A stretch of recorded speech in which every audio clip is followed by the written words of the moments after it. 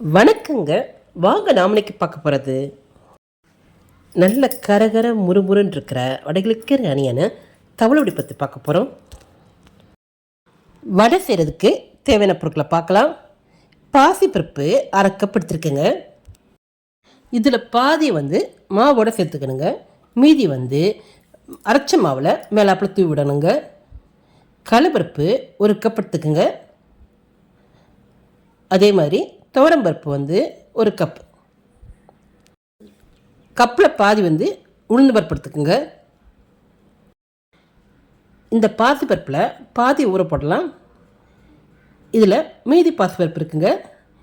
இதை அப்படி தனியாக ஊற போடலாம். இதை நம்ம அரைக்க போகிறது இல்லைங்க.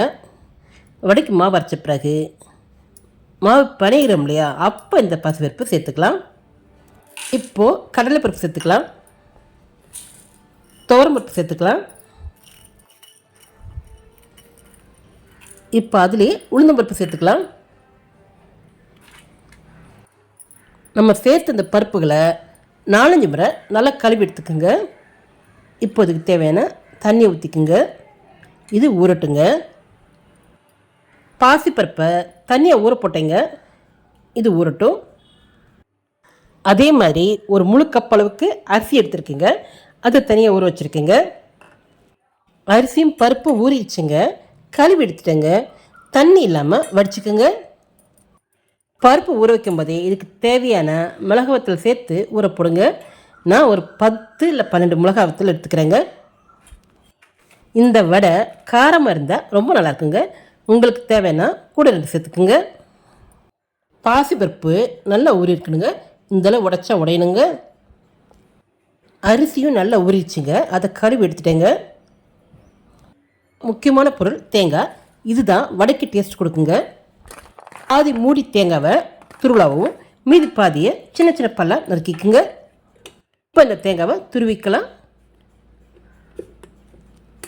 இந்த வடையில் வெங்காயம் சேர்க்கக்கூடாதுங்க. இந்த வடைக்கு டேஸ்ட் கொடுக்குறதே இந்த தேங்காய் தாங்க. தேங்காய் துருவிட்டோங்க. இந்த மாதிரி இருக்கணுங்க. தேங்காய் துருவில் எடுத்துடலாங்க. இப்போ அரிசி போட்டுக்கலாம். அரிசியை 1 பாதியாக அரைக்கணுங்க. அது குருணியாக இருக்கணுங்க. அரிசியை நைஸாக அரைச்சிடாதீங்க. அரிசி நரன்னு இருக்கணுங்க. குருணியாக இருக்கணுங்க. திறந்து பார்க்கலாம். இந்த மாதிரி இருக்கணுங்க. அதே மாதிரி தண்ணி ஊற்றாமல் அரைக்கணுங்க. ரொம்ப நைஸாக இருக்கக்கூடாதுங்க. ஊறின மிளகாத்தூள் சேர்த்துக்கலாங்க. இந்த மிளகாத்தூள் நைஸாக அரைக்காமல் சிப்ஸ் மாதிரி அரைச்சிக்கோங்க.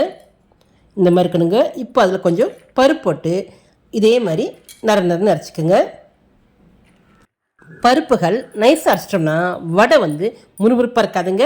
அதே நேரம் டேஸ்ட்டும் இருக்காதுங்க. இந்த மாதிரி அரைச்சிக்கோங்க. திப்பி திப்பியாக.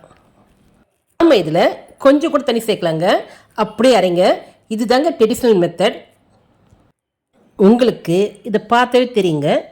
இந்த மாதிரி கொரகொரப்பாக அரைச்சிக்கோங்க. நான் தவளை வடைக்கு ஸ்டெப் பை ஸ்டெப்பாக ரொம்ப கிளியராக சொல்கிறேங்க. எங்கள் வீடுகளில் அதே மாதிரி மதுரையில் இருக்க ஹோட்டல்களில் இந்த மாதிரி தான் இருப்பாங்க. அப்போ ஹோட்டல், சின்ன சின்ன டீ கடை எல்லாத்துலேயும் இந்த மாதிரி தான் வடை கிடைக்குங்க. சூப்பராக இருக்குங்க. மீதிக்கு பருப்புகளையும் இதே மாதிரி அரைங்க. தண்ணி சேர்த்துறாதீங்க. இந்த வடைக்கு சோம்பு பூண்டு கிடையாதுங்க. இஞ்சி சேர்த்துக்கலாம். இஞ்சி அரைச்சி சேர்த்துக்குங்க. இதில் 1/4 டீஸ்பூன் அளவுக்கு சீரகம் சேர்த்துக்குங்க. இஞ்சியும் பெருங்காயம் வாய் தொந்தரவு போகக்கூடாதுங்க. இஞ்சியை நறுக்கி சேர்க்கக்கூடாதுங்க. வடை சாடும்போது அது டேஸ்ட் மாறிடுங்க. அதனால் அரைச்சி சேர்த்துக்குங்க. பருப்போடு அரைச்சிக்குங்க. இப்போ இதுக்கு தேவையான உப்பு சேர்த்துக்கலாம். தவளை வடைக்கு வெங்காயம் பூண்டு கூடாதுங்க. அப்படி சேர்த்தோம்னா டேஸ்ட்டே மாறிடுங்க. நம்முடைய பாரம்பரிய பாட்டிக்கால் தவளை வடை மெத்தட் இதுதாங்க. பருப்பு அரைக்கும்போது கொஞ்சம் கூட தண்ணி சேர்க்கக்கூடாதுங்க. அரைச்ச பருப்பை பாத்திரத்தில் சேர்த்துக்கலாம். எல்லாத்தையும் சேர்த்து ஒன்றா பிசையலாம். உப்பு சரியாக்கான்னு செக் பண்ணிக்கோங்க. ஒருவேளை நீங்கள் அரைச்ச பருப்பு தனியாக இருந்தால் கொஞ்சம் அரிசிமாக சேர்த்துக்குங்க. எனக்கு அரைச்சது சரியாக இருக்குங்க. இந்த மாதிரி உருண்டை பிடிக்க வரணுங்க. நம்ம வடை பார்த்தே தெரியுங்க எந்தளவுக்கு கொரகொரப்பாக இருக்குன்னு. இப்போ ஊற வச்ச பாசிப்பருப்பு இருக்கு இல்லையா, அதை சேர்த்துக்கலாம். அரைக்க வேணாங்க, அப்படியே சேர்த்துக்குங்க. பாசிப்பருப்பு அரைக்காமல் சேர்க்கும் போது தான் இந்த வடை முறுமுறுப்பாக இருக்குங்க. நறுக்கி சேர்க்கும் அந்த தேங்காய் பால், அதே மாதிரி பாசிப்பருப்பு இரண்டும் சேர்ந்து இந்த வடைக்கு நல்ல முறுமுறுப்பு கொடுக்குங்க. எல்லாத்தையும் சேர்த்து நல்லா பிசைஞ்சு விடுங்க. உங்களுக்கு இன்னும் காரம் தேவைப்பட்டால் சின்னதாக நறுக்குன பச்சை மிளகா சேர்த்துக்குங்க. இப்போது இதுக்கு ஒரு தாளிப்பு போடலாம். தேங்காய் எண்ணெயில் தாளிச்சிக்குங்க. கடுகு 2 சீரகம் போட்டுக்குங்க, பொரியட்டும். கருவேப்பிலை போட்டுக்குங்க, அதுவும் பொரியட்டும். இப்போ தேங்காய் துருவல் சேர்த்துக்கலாம். இதையும் சேர்த்து நல்லா வதக்குங்க. இது நல்லா வறுபடணுங்க. வறுக்க வறுக்க இந்த வடை மணமாக இருக்குங்க. வறுத்து சேர்த்துக்குங்க. வறுத்த தேங்காய் துருவலை இப்போ வடையோடு சேர்த்துக்கலாம். இன்னும் கொஞ்சம் நறுக்கி வச்சிருக்கிற கொத்தமல்லி, கருவேப்பிலை சேர்த்துக்கலாம். ட்ரெடிஷ்னல் மெத்தடில் அந்த காலங்களில் தவளை பானை இருக்குங்கள, அதில் இந்த தவளையுடைய தட்டுவாங்க. ஆனால் நம்ம இன்றைக்கி எண்ணெயில் சுட்டு எடுக்க போகிறோம். 2 தவளை வடை சாப்பிட்டாவே வயிறு ஃபுல்லாக இருங்க. இப்போ மஞ்சத்தூள் சேர்த்துக்கலாம். தவளை வடை ஈவினிங்கில் தான் கடையில் கிடைக்குங்க. ஏன்னா தவளை வடை கடைகளில் நல்ல பெருசு பெருசாக கிடைக்குங்க. 2 வடை சாப்பிட்டுட்டு ஒரு டீ சாப்பிட்டோம்னா அப்படியே வயிறு ஃபுல்லாக இருக்குங்க.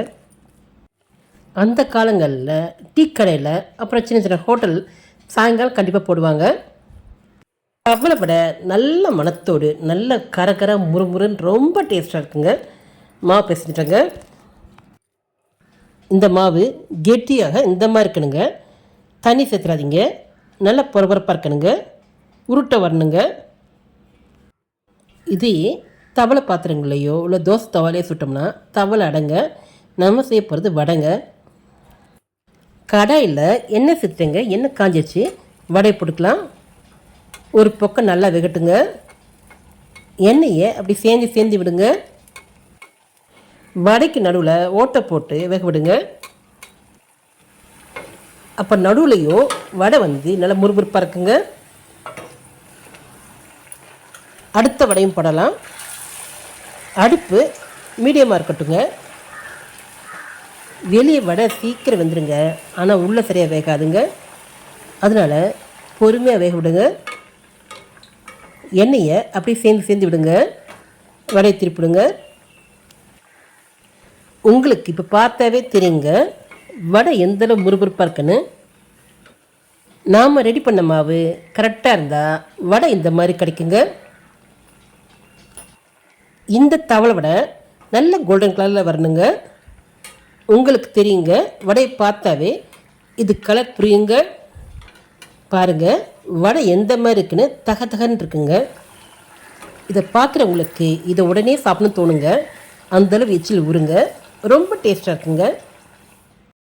இந்த தவளை வடை நல்லா கரகரன்னு முறுமுறுன்னு ஆவி பறக்க இருக்குங்க. சூப்பராக இருக்குங்க. இதே மாதிரி எல்லா வடைகளும் சுட்டு எடுத்துக்கலாம். தவளை வடையை ஃபுல்லாக சுட்டுட்டாங்க. இப்போ இதை அடுக்கிக்கலாம். அந்த காலங்களில் கடையில் கிடைக்கிற தவளை வடையில் ஓட்டை இருக்காதுங்க. நம்ம வேகிறதுக்காக ஓட்டை போட்டிருக்கோங்க. பருப்பு கலவை, அந்த பாசிப்பருப்போட அந்த முறுமுறுப்பு, தேங்காவோட அந்த கரகரப்பு எல்லாமே சேர்ந்து சூப்பராக இருக்குங்க. இதை வெறுமனே சாப்பிட்லாங்க.